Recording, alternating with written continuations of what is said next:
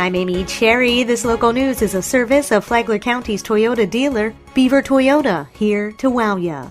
A man already in custody now faces 8 counts of child pornography, Tony Magoo reports. On May 28th, 26-year-old Jasmine Lee Leonard was arrested for domestic battery, criminal mischief, and sexual battery. The sexual battery charge was later amended by the Office of the State Attorney to unlawful sexual acts with certain minors. The victim was a pregnant 16-year-old child. Leonard is the father of the unborn child. During the course of their investigation, detectives found 9 videos on the juvenile victim's cell phone. These recordings clearly show the victim and Leonard engaged in sexual acts. Yesterday, an arrest warrant was signed by a judge for 8 counts of promoting sexual performance by a child. The warrant was served to Leonard while he was still a guest at the Green Roof Inn. His bond was set at $120,000. Leonard has a lengthy arrest history here in Flagler County dating back to his juvenile years. Evidence shows that Leonard knew that victim was underage, Sheriff Rick Staley said. I hope the court takes his case seriously and sends him to prison for a long time. For Flagler's Morning News, I'm Tony Magoo.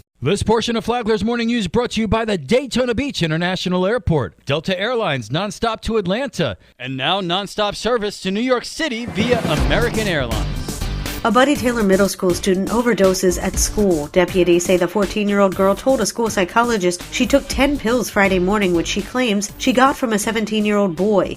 She says she didn't know what kinds of pills she had swallowed. Her story, though, differed along the way. She's also claimed she got the pills from a 19-year-old at the bus stop, but her brother says he was at her side and that didn't happen. Regardless, the school called an ambulance which transported the child to Halifax Hospital. School officials say they had difficulty reaching the girl's parents.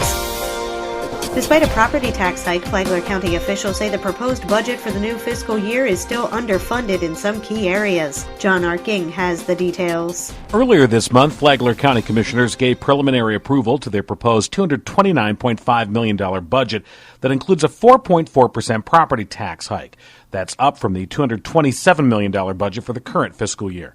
Flagler County Budget Finance Director John Brower. For fiscal year 20, which is what we're going through the process of adopting right now, the total overall budget is a little over $231 million. The general fund budget of that, which is the money we have to kind of spend for more discretionary kind of spending, is $92.5 million or so, which is about $3.3 million more than last year. The biggest rock in there is the sheriff, and his budget went up about $1.9 million to $28.5 million or so total. When asked if there was any part of the budget that was of concern, Flagler County Administrator Jerry Cameron said the public safety aspects are in need of additional support. My biggest concern right now is fires and EMS services. They are underfunded and have been underfunded for some time.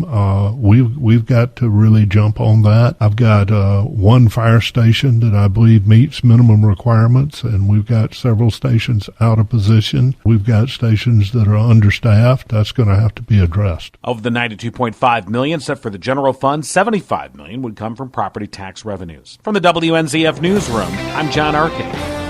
Yesterday, Flagler County Sheriff Rick Staley said he was happy that the county approved his budget. Today, he's not happy. Sheriff Rick Staley said that the city of Palm Coast did not provide money in its new fiscal budget for any more deputies. I wish I would have been able to be successful with my negotiation with City of Palm Coast, but I wasn't. Hopefully the following year they will provide some additional deputies for all the growth that they're approving in the city. Staley said that while the state says the county sheriff's departments should have more than 2 deputies for every 1,000 residents, he's at just over 1.6 deputies for every 1,000 people. If you want to listen to the entire interview, check it out on the Free for All Friday podcast. It's on the Flagler Radio app.